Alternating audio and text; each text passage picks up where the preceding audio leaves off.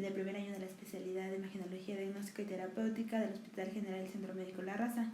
Vamos a desarrollar el tema de manifestaciones en el sistema nervioso central de los síndromes neurocutáneos. Los temas que vamos a abarcar son neurofibromatosis tipo 1, neurofibromatosis tipo 2, esclerosis tuberosa, Sturge-Weber, von Hippel-Lindau y ataxia telangiectasia. Vamos a comenzar con la definición de síndromes neurocutáneos, que se refieren a un grupo heterogéneo de trastornos caracterizados por anormalidades tanto de la piel como del sistema nervioso central. La mayoría tiene una herencia autosómica dominante y presentan una penetrancia variable. Vamos a comenzar hablando de la neurofibromatosis tipo 1, enfermedad de von Recklinghausen o neurofibromatosis periférica, que se define como una enfermedad neurocutánea multisistémica de origen hereditario autosómico dominante.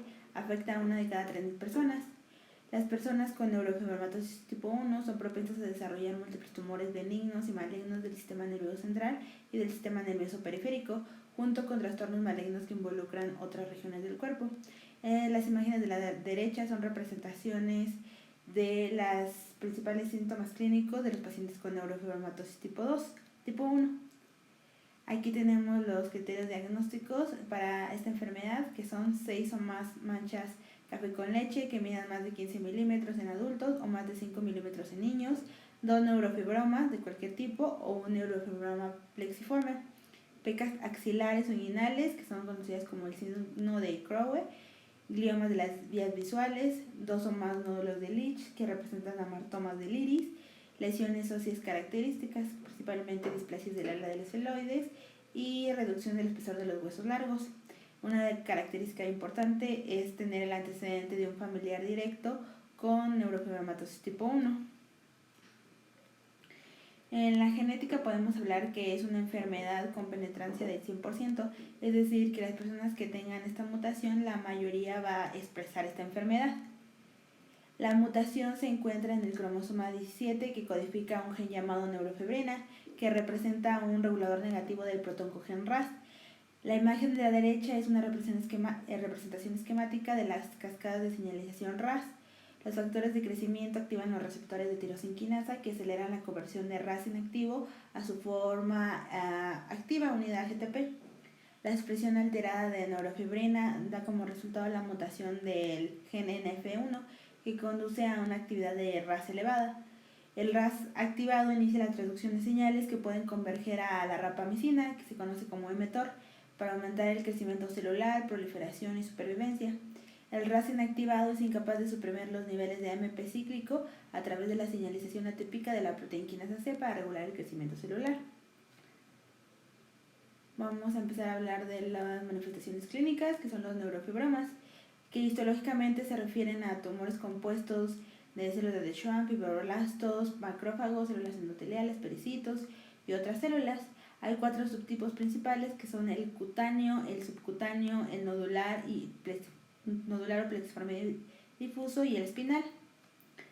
Nos vamos a enfocar en los neurofibromas plexiformes, que generalmente se manifiestan al nacer, se agrandan particularmente en la primera década de la vida y pueden crecer durante la adolescencia y la adultez temprana. Se observan en aproximadamente 30-50% de las personas con neurofibromatosis tipo 1 y se diferencian de otros neurofibromas que surgen de múltiples fascículos nerviosos que crecen a lo largo de este y se extienden hacia las estructuras circundantes y conllevan un riesgo potencial de transformación maligna durante toda la vida. La localización más frecuente es la primera rama del trigémino y pueden ser solitarios o múltiples. Aquí tenemos 2 imágenes. La primera representa un neurofibroma de la forma clínica, donde se observa un exagerado aumento de volumen en la región facial derecha del paciente. La otra imagen es una radiografía de la región cervical, donde se observa un incremento importante de volumen de los tejidos blandos del cuello, que impide un adecuado centraje de la radiografía en relación a un neurofibroma plexiforme. Los neurofibromas plexiformes se observan por resonancia magnética en las secuencias T1 como hipointensos y en la secuencia T2 como hiperintensos, con centro hipointenso. Esa es la característica principal de los neurofibromas. Tras la administración de medio de contraste se observa un incremento de señal de forma heterogénea, principalmente hiperintensas. Aquí tenemos un caso de un hombre de 33 años de edad con un neurofibroma plexiforme. La primera imagen es una resonancia magnética de cráneo en adquisición transaxial enfatizada en T1, postcontraste con saturación grasa. La segunda imagen es una adquisición coronal enfatizada en T1 que muestra un gran tumor infiltrativo señalado por las flechas que involucra la cara derecha, que se extiende hacia la cavidad oral, la fosa infratemporal, el agujero estilomastoideo, el masticador, la carótida y los espacios parafaringios. El ojo derecho parece alargado y se visualiza como oftalmos con proptosis.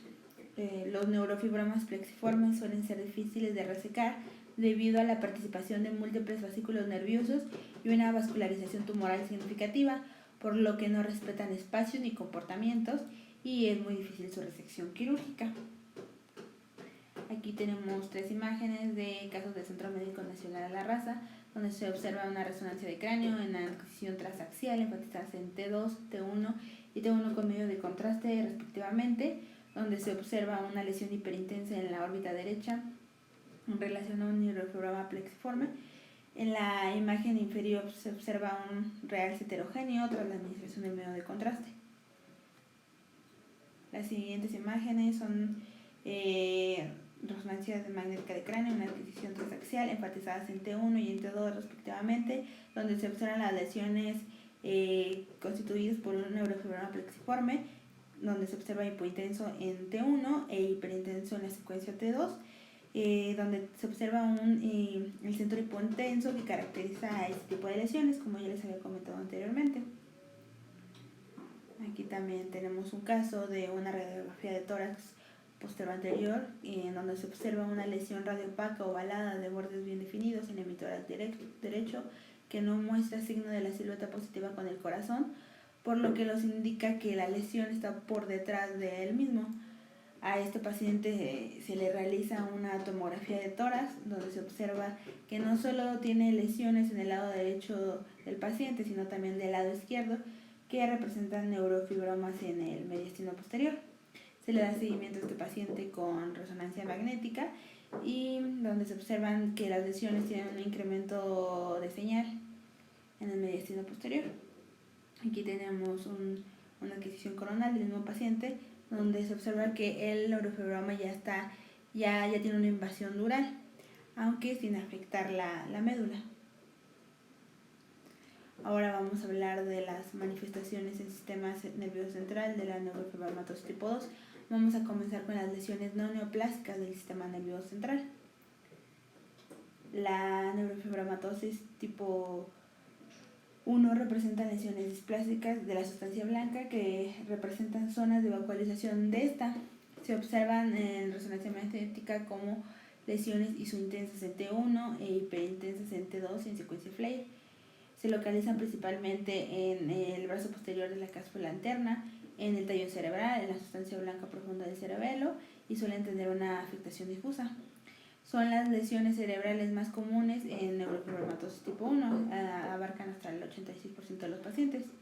Aquí tenemos 2 imágenes del Centro Médico Nacional de la Raza de resonancia magnética de cráneo en adquisición transaxial enfatizadas en T1 y en Flare respectivamente, donde se observa una imagen hiperintensa o ovoidea de bordes bien definidos ubicadas en el brazo anterior de la cápsula interna, que representan zonas de vacuolización en el interior de la vaina de mielina.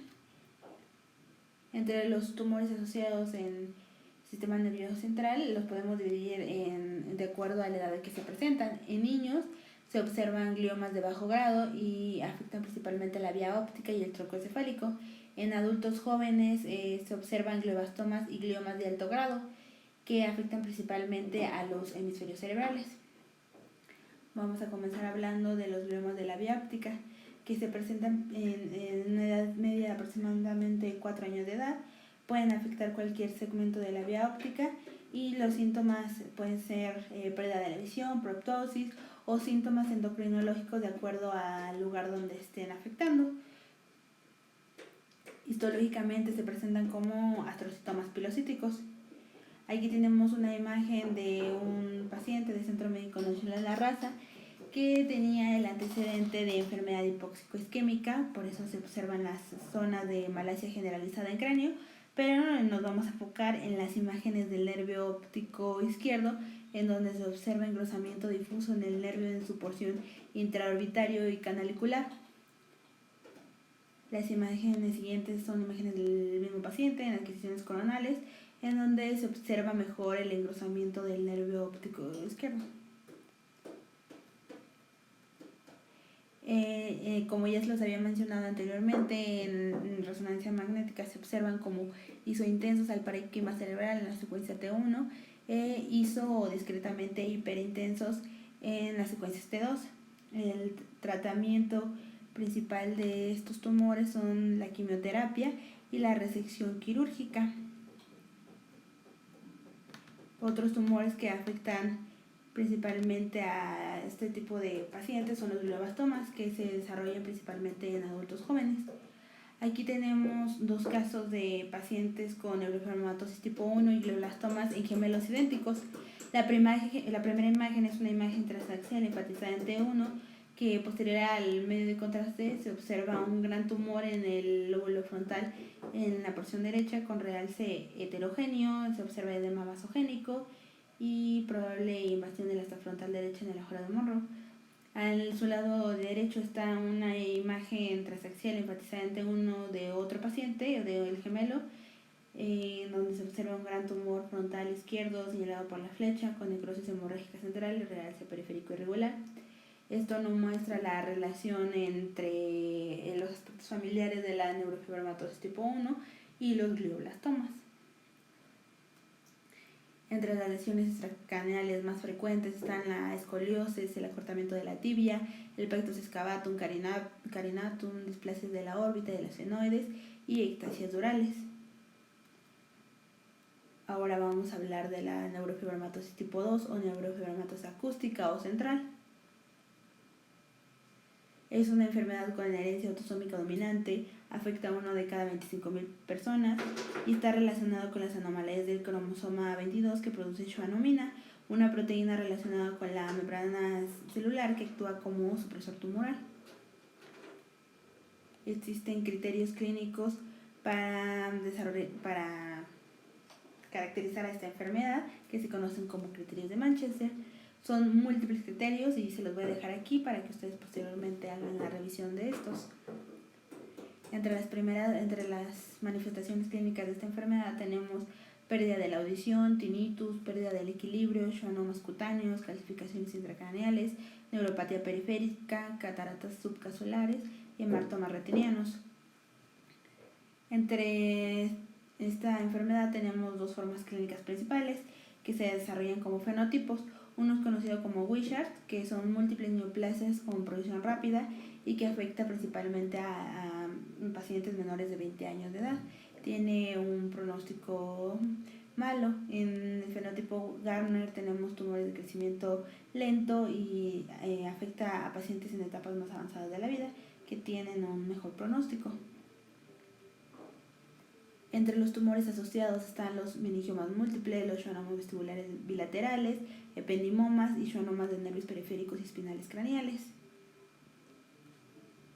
Aquí tenemos, vamos a empezar hablando de los schwannomas vestibulares, que se localizan hasta el 95% de los pacientes, son benignos, se manifiestan como pérdida de la audición y tinnitus. Las características por resonancia magnética es que se observan en la secuencia T1 como isointensos, tras la administración del medio de contraste se observan hiperintensos y en las secuencias T2 se observan como heterogéneos hiperintensos. Aquí tenemos imagen de una resonancia magnética transaxial con contraste enfatizada en T1 del cerebro de un hombre que revela schwannomas vestibulares bilaterales señalados por las flechas, con expansión intracanicular que se observa con las puntas de flecha. Y bueno, los schwannomas vestibulares surgen de las ramas vestibulares superior e inferior del octavo par craneal y sin predilección por alguna de sus ramas. Aquí tenemos ejemplos de resonancia magnética de un paciente con neurofibromatosis tipo 2 y schwannomas vestibulares bilaterales que involucraban el ángulo cerebropontino y el meato acústico interno. Los schwannomas se observan típicamente isointensos en las secuencias enfatizadas en T1 que se observan en la imagen A. Muestra una señal heterogénea en secuencias enfatizadas en T2, señalado en la imagen B. Y los schwannomas típicamente exhiben un intenso realce con contraste observado en las imágenes inferiores, que están señaladas por las letras C y D. Histológicamente, los schwannomas consisten en células en forma de huso con extremos cónicos y eosinófilos para eliminar el citoplasma, que se conocen como regiones de Antonia porque son densamente celulares. Estas regiones son hipercelulares y pueden relacionarse con la intensidad heterogénea de los schwannomas en las secuencias enfatizadas en T2, es decir, hay una correlación entre las imágenes histológicas e imagenológicas. También existen tumores no vestibulares que afectan principalmente a los nervios trigémino, los nervios oculomotores, las raíces nerviosas espinales y los nervios periféricos.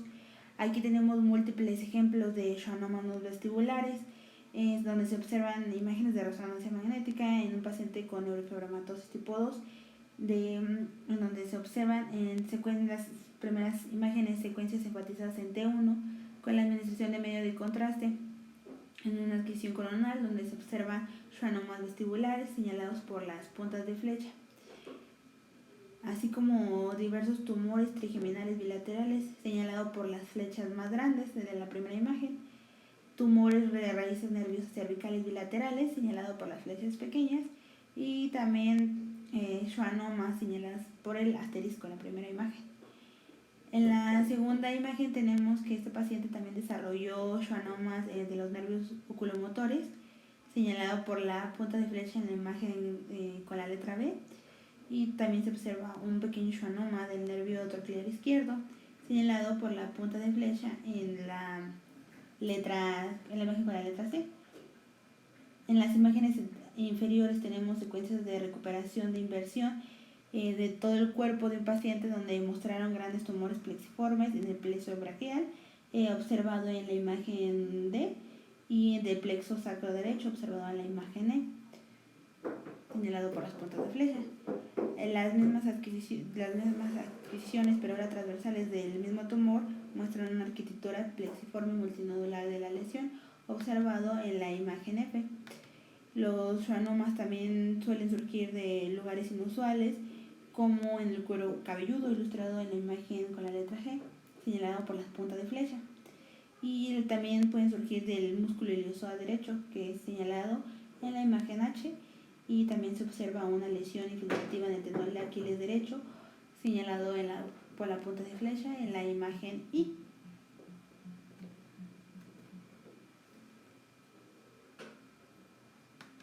Otros tumores asociados son los meningiomas, que se observan en aproximadamente 40-50% de las personas con neurofibromatosis tipo 2.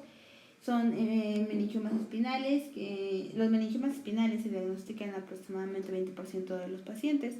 Las características por imágenes que se observan en la secuencia T1 como hipo, AIS o intensos. Tras la administración del medio de contraste se observan hiperintensos.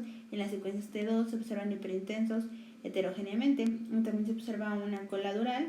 Eso quiere decir que hay una afectación a la dura madre. Aquí tenemos imágenes de resonancia magnética transaxial con contraste enfatizadas en T1 del cerebro de una mujer que muestra varios meningiomas intracraneales señalados por las flechas.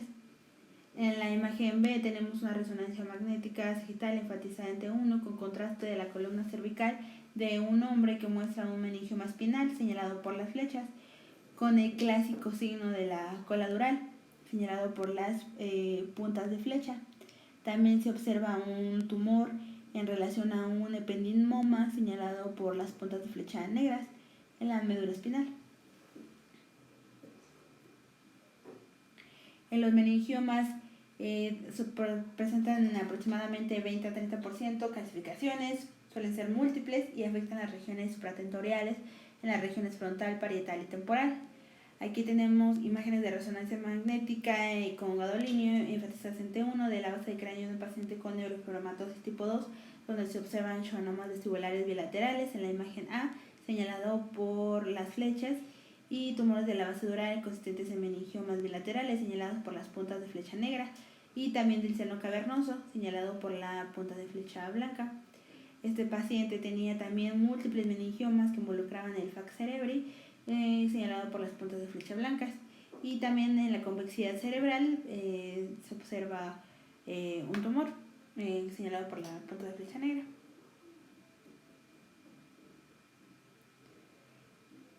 Aquí tenemos ejemplos de imagen de un paciente con diagnóstico de neurofibromatosis tipo 2 con meningiomas y schwannomas en una niña de 15 años de edad con pérdida auditiva del lado derecho.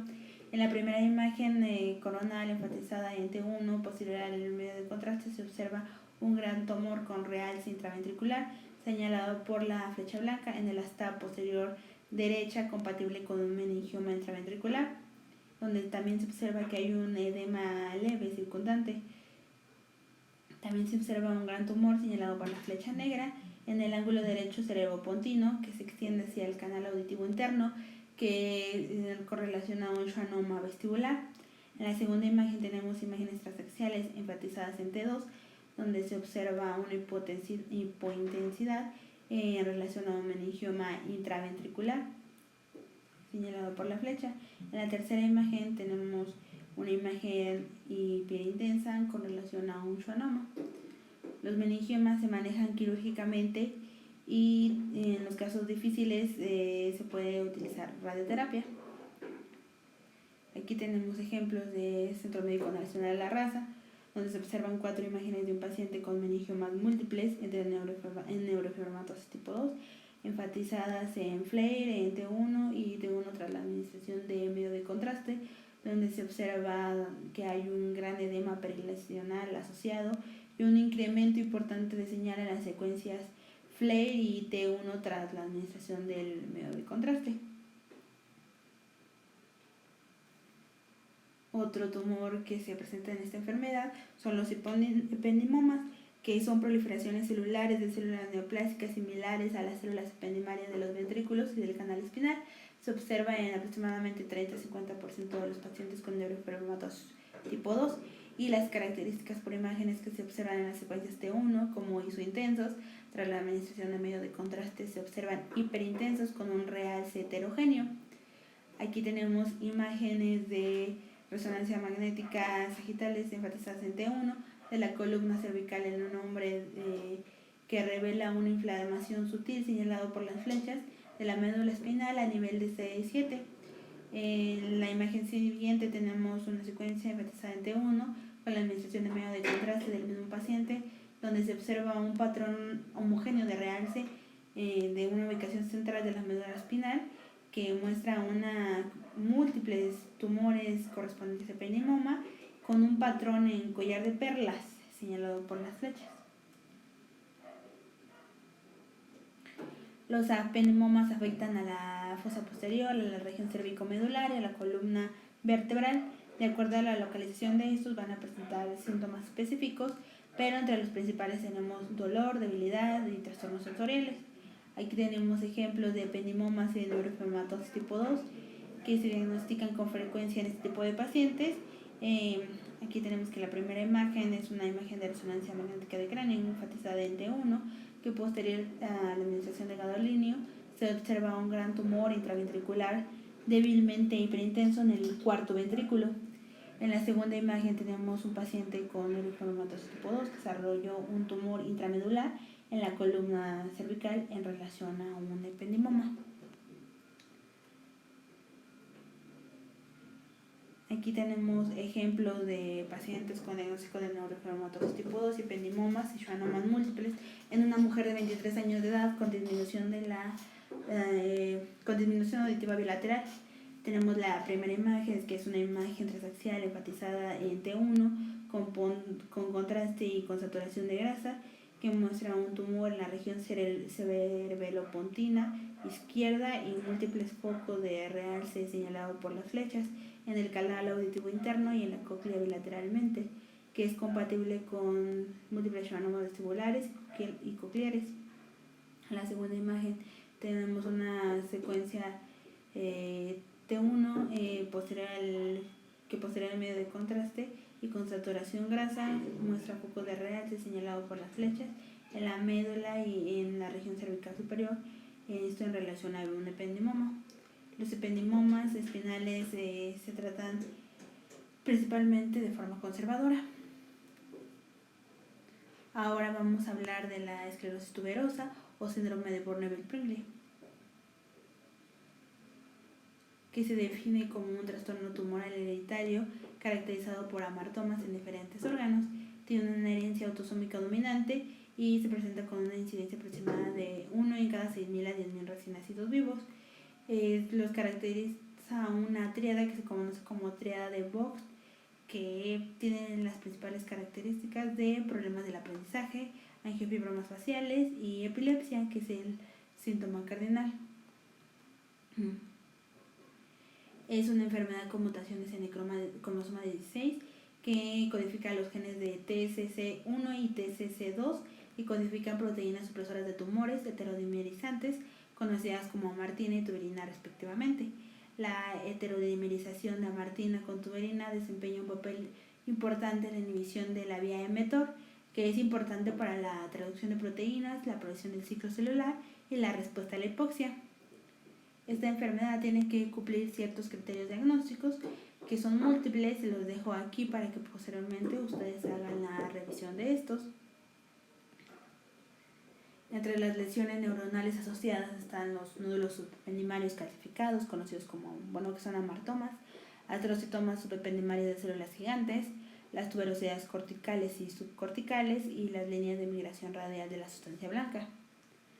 Vamos a comenzar hablando con las tuberosidades corticales y subcorticales, que se refieren a anormalidades del desarrollo de la corteza cerebral caracterizados por una pérdida de la estructura normal de las 6 capas de la corteza y la presencia de neuronas dismórficas, es decir, que las capas de la corteza cerebral están todas desordenadas y alteradas.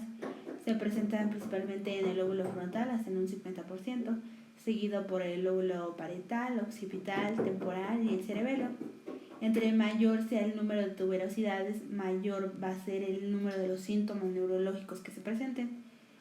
Se observa por imagen de acuerdo a los niveles de mineralización de los pacientes. En los menores de 2 años se observan en la secuencia T1 como isointensos y en las secuencias T2 y FLAIR se observan hiperintensos. Ya cuando hay un mayor grado de mielinización, se observan en las secuencias T1 como hiperintensos y en las secuencias T2 como isointensos. Aquí tenemos una imagen de resonancia magnética de cráneo enfatizada en T1 transaxial, donde estas tuberosidades son difíciles de detectar porque el componente periférico es isointenso a la sustancia gris normal y el componente interno es isointenso a la sustancia blanca. Entonces es muy difícil que podamos observar fácilmente las tuberosidades corticales en imágenes enfatizadas en la secuencia T1. Aquí tenemos imágenes de resonancia de cráneo transaxiales enfatizadas en secuencias T2, donde se observan más fácilmente los tubérculos corticales como lesiones hiperintensas señaladas por las flechas. En la imagen de la derecha tenemos una imagen de resonancia magnética de cráneo en secuencia de recuperación de inversión y atenuación, donde se observan múltiples tubérculos corticales como focos hiperintensos señalados en las flechas. Otra de las manifestaciones clínicas de este tipo de pacientes son líneas de migración radial de la sustancia blanca, que representan guía heterotópica más neuronas a lo largo de la vía de migración cortical del ventrículo a la corteza cerebral. Las lesiones también se pueden observar como quistes en la sustancia blanca y las características por resonancia magnética es que se observan en la secuencia T1 como hiperintensas y en la secuencia T2 también depende del grado de maduración de la mielina. En las secuencias FLAIR se observan como hiperintensas. Aquí tenemos dos ejemplos de resonancia magnética enfatizadas en secuencias T1 perteneciente a un niño de 13 días de vida, donde se distinguen en la primera imagen perfectamente numerosas tuberosidades corticales hiperintensas en T1 señalado por las flechas delgadas y líneas de migración radial de la sustancia blanca señalado por las flechas huecas, y también se observa un nódulo subependimario intenso señalado por la flecha curva. La sustancia blanca sin mielinizar no suele afectarse por la enfermedad y se observa como hipointensa. En la imagen derecha observamos una imagen transaxial enfatizada en secuencia T2 del mismo paciente, pero ya cuando tenía 1 año, donde se distingue un nódulo hipointenso y varias tuberosidades hiperintensas señaladas por las flechas delgadas. Estas anomalías no se presentaban en la exploración previa de este paciente. Y también ahora se visualizan algunas tuberosidades señaladas por las flechas huecas que no se distinguían anteriormente en este paciente. Los otros tipos de lesiones son los nódulos subependimarios, que representan cambios amartomatosos en el tejido subependimario y generalmente se observan como nódulos múltiples. Casi siempre se observan en este tipo de enfermedad y se caracterizan por ser un dato casi universal. En la tomografía se observan como densidades calcio, es decir, se observan hiperdensas. Aquí tenemos un ejemplo de una adquisición transversal de tomografía de cráneo, donde se observan diversos tubérculos calcificados subependimarios en un niño de 9 meses. La tomografía sin contraste muestra claramente múltiples tubérculos subependimarios con calcificación bilateral a lo largo de las paredes de los ventrículos laterales. Aquí tenemos ejemplos de Centro Médico Nacional La Raza, donde nos representan cómo se observan estas imágenes en resonancia magnética. En las secuencias T1 se observan isointensos, en las secuencias T2 como hipointensos, y tras la administración del medio de contraste existe un realce nodular. Aquí tenemos 4 ejemplos de pacientes de resonancia magnética de cráneo en adquisiciones transaxiales, coronales, en consecuencias T2, T1 y tras la administración de medio de contraste en las imágenes inferiores, donde se observan nódulos ependimarios en las secuencias T2, que es la primera imagen, se observa como hipointenso. En la segunda imagen se observan isointensos a sustancia blanca, entonces son difíciles de identificar en secuencias T1, y tras la administración de medio de contraste en las imágenes inferiores se observa un ligero aumento de señal nodular y en la imagen sagital observamos un nódulo subependimario en el cuerpo ventricular y en el receso occipital. Aquí tenemos otro ejemplo de nódulos subependimarios en una mujer de 26 años de edad, donde se observa una imagen de resonancia magnética de cráneo transaxial enfatizadas en secuencias T1, donde demuestra claramente los nódulos subependimarios bilaterales que son isointensos en secuencias T1. Otro tipo de lesiones son los tumores asociados, los astrocitomas de células gigantes subependimarias, que son la proliferación de estos nódulos ependimarios. Son tumores de crecimiento lento, de bajo grado, que surgen en el área periventricular cerca del agujero de Monro. Si están cerca del agujero de Monro, producen síntomas obstructivos como cefalea, hidrocefalia, papiledema, etc. Se presentan alrededor del 5 al 20% de los pacientes. Aquí tenemos un ejemplo de un astrocitoma subependimario de células gigantes en un hombre de 24 años de edad, donde se observa una imagen de tomografía de cráneo en adquisición transversal que muestra un tumor de alta atenuación cerca del agujero de Monro, señalado por la flecha. También alrededor de la lesión se observan nódulos ependimarios calcificados. Los síntomas incluyen hidrocefalia, pérdida de la visión, fatiga, disminución del apetito y aumento de la frecuencia de convulsiones, papiledema. En la resonancia magnética se observan como isointensos en las secuencias T1, tras la administración del medio de contraste, y en las secuencias T2 se observan hiperintensos y también se observan calcificaciones frecuentes. Aquí tenemos ejemplos de Centro Médico Nacional La Raza, donde se observan 4 imágenes de resonancia magnética transaxiales de cráneo enfatizadas en secuencias T2, T1, FLAIR y T1 con la administración de medio de contraste respectivamente, donde se observa un tumor en el receso occipital del ventrículo lateral. En las secuencias T2, que es la primera imagen, se observa hipointenso, en la segunda imagen se observa isointenso en la secuencia T1 y en FLAIR se observa también hiperintenso. En la tercera imagen, con la administración del medio de contraste se observa como un aumento de señal. Aquí tenemos ejemplos de un paciente con un tumor de localización anterior en los ventrículos laterales, donde se observa que no está cerca del agujero de Monro como tal, pero ocasionaba síntomas de cefalea, papiledema en el paciente. Si están cerca del agujero de Monro, es muy probable que los pacientes sean candidatos a la resección quirúrgica, pues por el sitio donde están obstruyendo.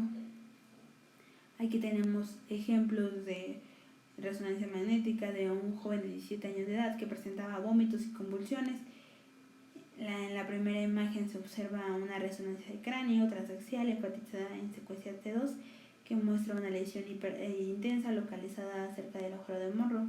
En la segunda imagen tenemos una secuencia T1 con la administración de medio de contraste, donde se observa que hay un realce heterogéneo de la lesión, y en la lesión ejerce un efecto de volumen sobre el septum pelúcido.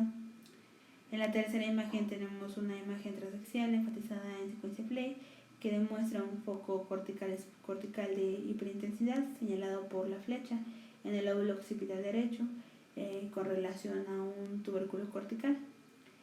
El tratamiento principal para esta enfermedad es a base de antiepilépticos y resección quirúrgica para pacientes que obstruyen principalmente el agujero de Monro. También se están desarrollando actualmente los inhibidores de la vía mTOR. Ahora vamos a hablar de la angiomatosis encefalotrigeminal o síndrome de Schur-Weber.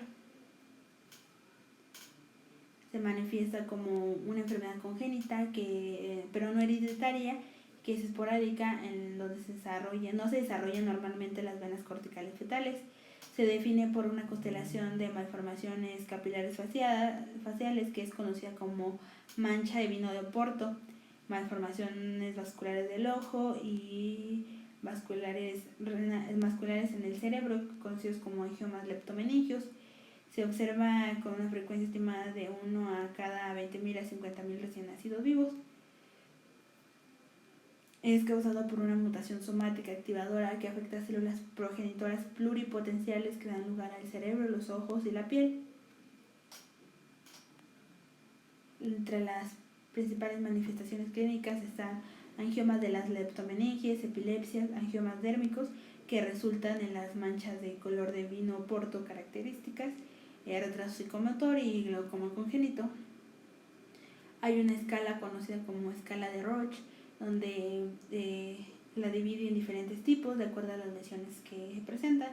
En el tipo 1 se presentan angiomas faciales, coroideos y leptomeningios. En el tipo 2 se observan angiomas faciales y glaucoma. Y en el tipo 3 se observan únicamente los angiomas leptomeningios, que solo se presentan en el 5% de los casos.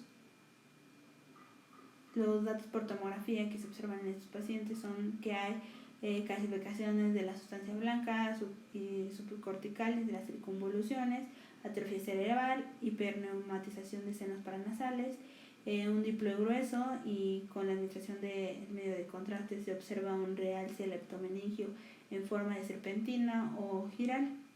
Aquí tenemos ejemplos de Centro Médico Nacional Arrasa, donde se observan imágenes de tomografía de cráneo en fase simple en adquisición transversal y reconstrucción coronal, en donde se observan las circunvoluciones hiperdensas secundarias a calcificaciones. Estas circunvoluciones van reduciendo su volumen y pueden presentar este tipo de calcificaciones después de los 2 años de edad.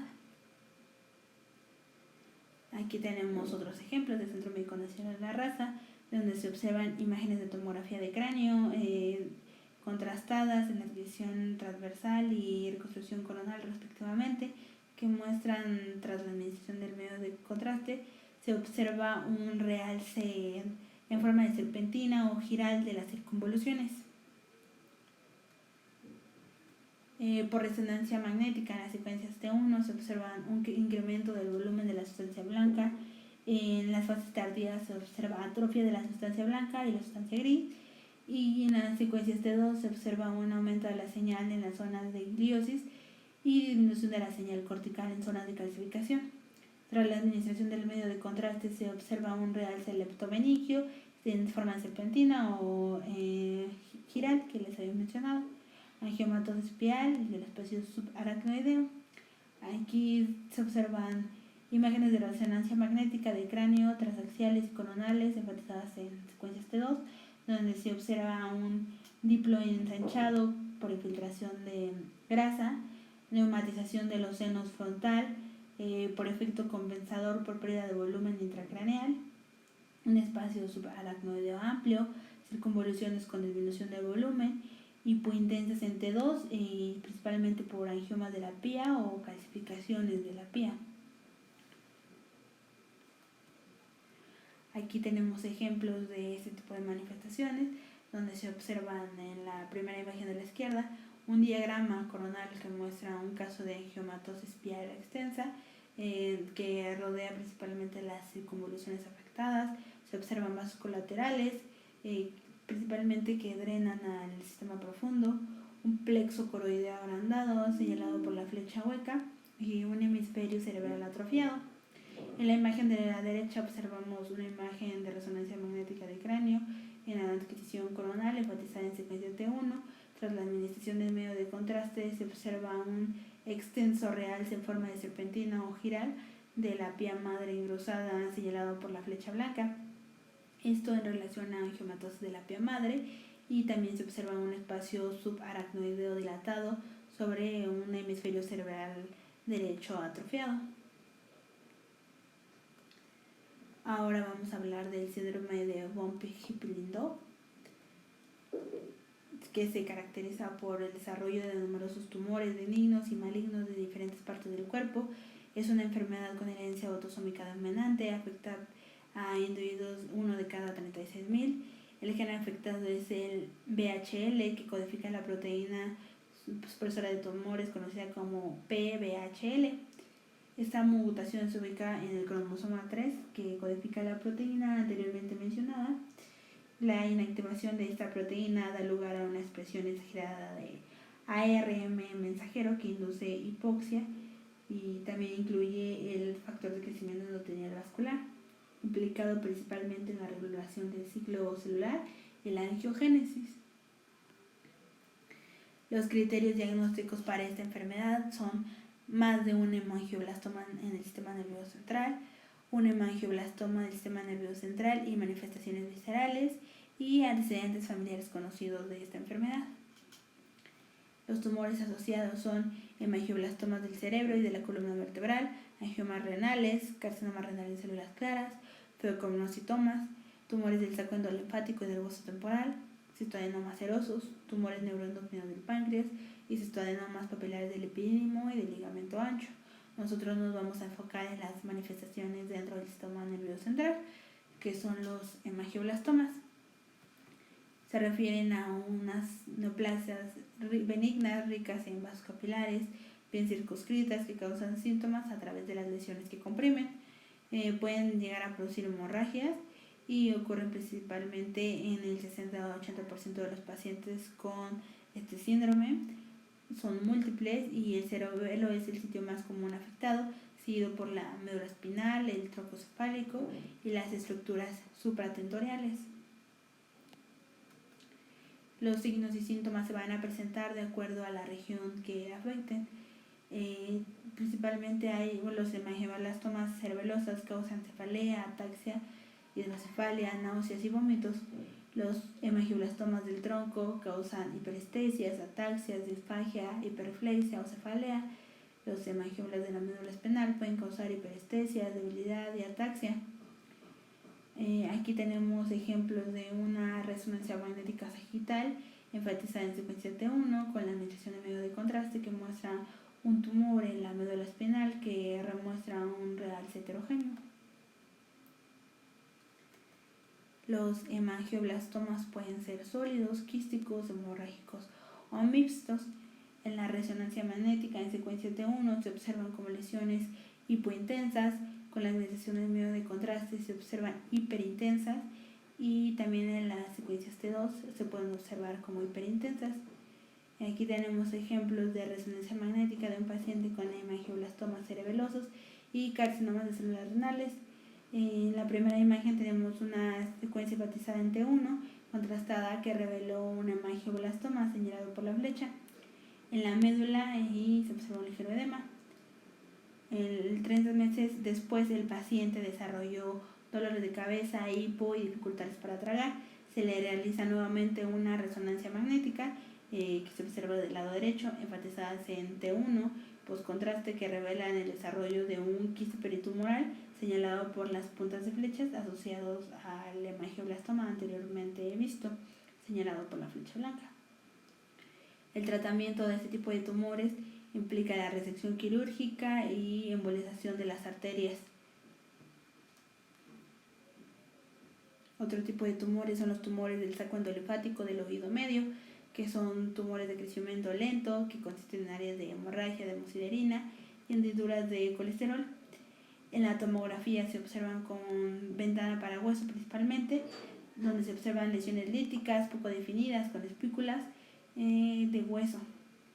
Aquí tenemos una imagen de tomografía de cráneo transversal que muestra un tumor con epicentro en la cresta petrosa posterior en la región del acueducto vestibular, donde se observa gran destrucción ósea, espículas óseas intratumorales.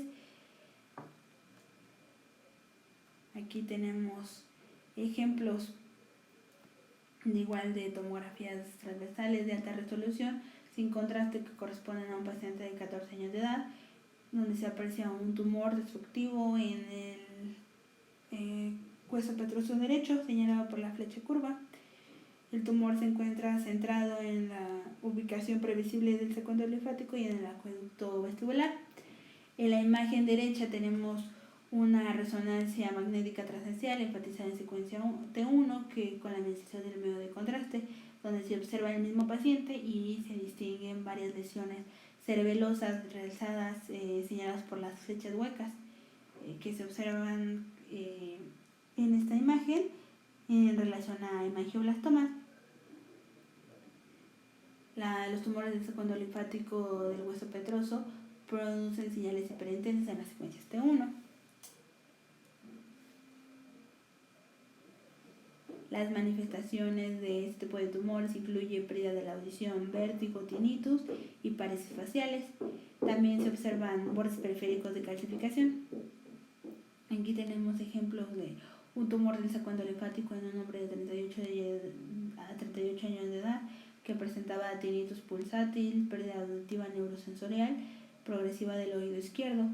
En la primera imagen tenemos una imagen de cráneo de una tomografía que muestra un tumor de tejidos blandos que erosiona la pared medial del hueso temporal izquierdo. Ahí se presentan calcificaciones espiculadas centrales dentro del tumor.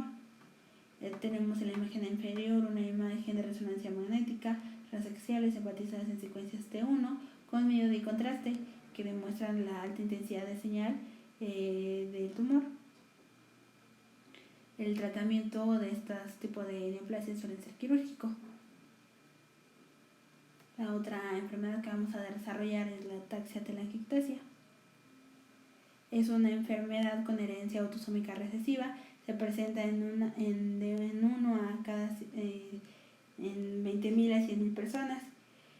La enfermedad se caracteriza por atrofia cerebelosa progresiva, telangiectasia, inmunodeficiencias, radiosensibilidad, predisposición a tumores malignos.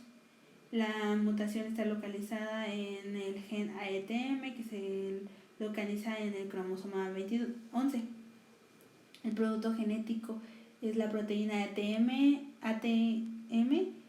que es una proteína quinasa involucrada en la reparación de roturas de doble cadena del ADN. Cuando hay daño en el ADN, los niveles de ATM aumentan y se dirigen a genes supresores tumorales como el P53, genes de la quinasa puntual del ciclo celular y en donde interfieren en la reparación del ADN. En los casos en los que el ADN no puede repararse, el ATM inicia la apoptosis. Cuando hay mutaciones en el gen ATM hace que las células sean conducidas a carcinogénesis y haya estrés oxidativo, lo que puede promover a una transformación maligna. Entre las manifestaciones clínicas de esta enfermedad son la atrofia cerebelosa, que se manifiesta como ataxia, desmetría y disartria, telangiectasias capilares, que también pueden verse en hemisferios cerebrales, sin ninguna repercusión clínica. Entre los tumores asociados están el meningioma, linfomas, leucemias linfoides, tumores gástricos y cáncer de mama. Por resonancia magnética se observa atrofia cerebelosa, agranamiento del cuarto ventrículo y de la cisterna magna y ausencia de señal que corresponde a trombosis. En las lesiones se observan como hiperintensas en las secuencias T2 y FLAY dentro de la sustancia blanca, consisten en áreas de desmielinización y gliosis que también pueden reflejar isquemia y degeneración. Aquí tenemos imágenes de resonancia magnética de cráneo en secuencias T1 y T2, donde se observa una lesión hipointensa en T1 e hiperintensa en T2 que muestra realce leve de sus bordes. En la sustancia blanca parietal derecha se observa el edema vasogénico también. El realce del contraste corresponde a depósitos puntados de hemosiderina que se observa como hipointensa en las secuencias T2 que limitan la lesión ovoide que se observa, y además algunos focos aislados de telangiectasias.